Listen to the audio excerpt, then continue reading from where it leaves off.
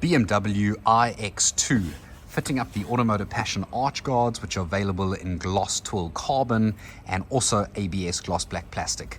On the iX2, there are no mounting point or hole locations to mount the arch guards, so we are going to go ahead and use some strong 3M tape, which is provided with the kit. We also provide 2 small screws for customers that are happy to make 2 little screw holes into the arch liner at 2 point locations. These 2 holes are already pre-drilled on the arch guards. This will give the arches extra protection at high speeds. So let's go and mount the arch guards up in place. Holding them up on the arch, you're going to see where they fit correctly.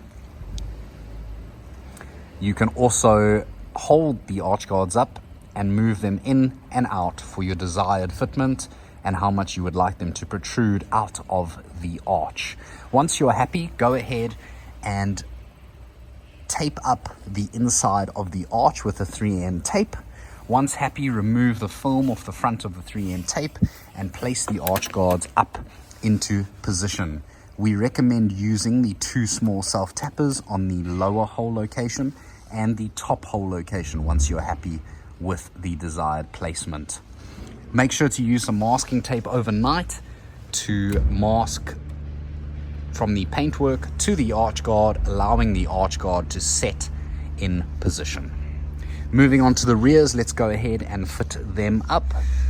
With the original mounting points now tightened up and in place, we are going to go ahead using a small self-tapper that is supplied with a kit. It is only 4.8mm tip head, and when you remove it, it will never be seen. We are going to screw that into position, straight into the arch as seen. This will cover up the small little gap on the rear, allowing the arch guards to fit flush and solid on the rear arches. And that is installed very easy and straightforward on the iX2.